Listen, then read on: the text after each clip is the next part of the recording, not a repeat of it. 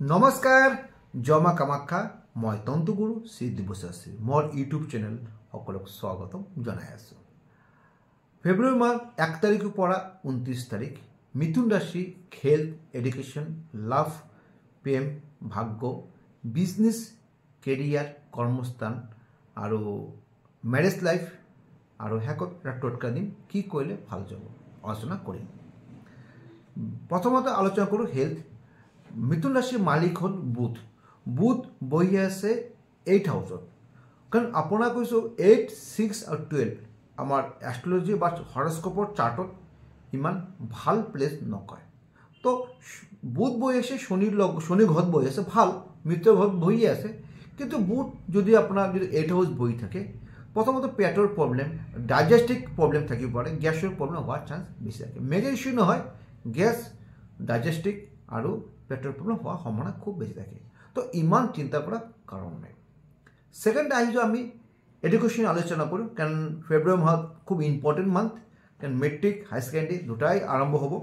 তো 5th হাউচৰ পৰা কৈ থাকে এডুকেশ্যন। 5th হাউচৰ মালিক শুক্ৰ বহি আছে আপোনাৰ হ'ল 7 হাউচত বৃহস্পতি ঘৰত।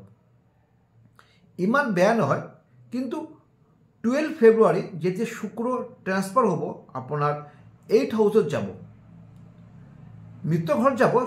শনিয়ে শুক্ৰ মিত্ৰ ফ্ৰেণ্ড হয়, বাট 8 হাউচ স্থানটো অকণমান বেয়া। তো 12 ফেব্ৰুৱাৰীৰ পৰা অকণমান ইমবেলেঞ্চ হোৱাৰ সম্ভাৱনা থাকে, অকণমান ফ'কাছ কমিব, এডুকেশ্যনত ইণ্টাৰেষ্টটো অকণমান কমিব।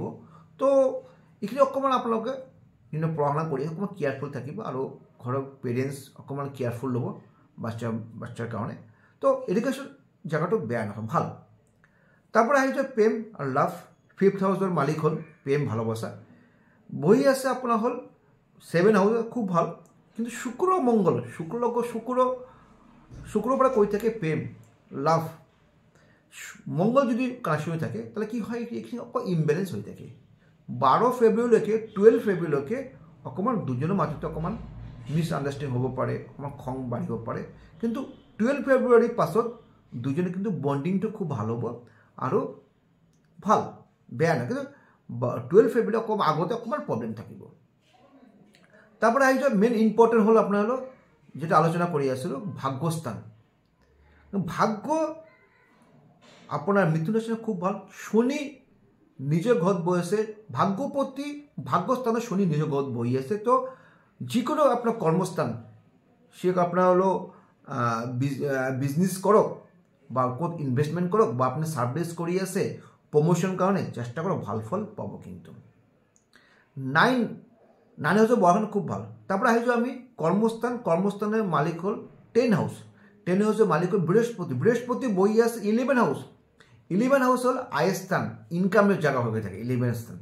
তো কর্ম যদি 11 হাউসটো বহি থাকে তাহলে কর্মস্থান আপনার ভাল, কর্মর দ্বারা আপনার ইনকাম বাড়িব আর ভাল প্রপোজাল আহিব, নিউ ইনভেষ্টমেন্ট করা বা নিউ বিজনেস ইনভেষ্টমেন্ট কৰিব পাৰে, কৰ্মস্থান ভাল। কিন্তু ৰাহু বহি আছে 10 হাউসে। ৰাহু বহি থাকে কি হয়, আননেসেসাৰি অলপ আপোনাৰ কিন্তু প্ৰব্লেম ফেচ কৰিব পাৰে, অলপ শত্ৰু বা এনিমি বাঢ়িব পাৰে। তাৰ ইমান চিন্তা নহয়, কাৰণ আপোনাৰ ভাগ্য ভাল, তো আপোনাৰ ইমান প্ৰব্লেম নাহে। সেকেন্ড টাইম আহি যায় আপোনাৰ হ'ল বিজনেছ লৈ আলোচনা কৰোঁ। 7 হাউচ। 7 হাউচৰ মালিকখন বৃহস্পতি মিথুন ৰাশি হিচাপত। বৃহস্পতি ক'ত বহিছে 11 হাউচ।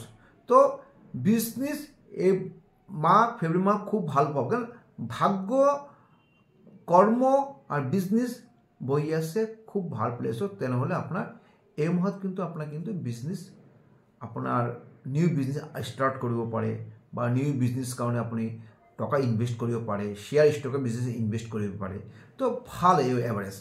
তাৰপৰে আহিছে 7 হাউসেৰ পৰা কৈ থাকে আপনার লাইফ পার্টনার।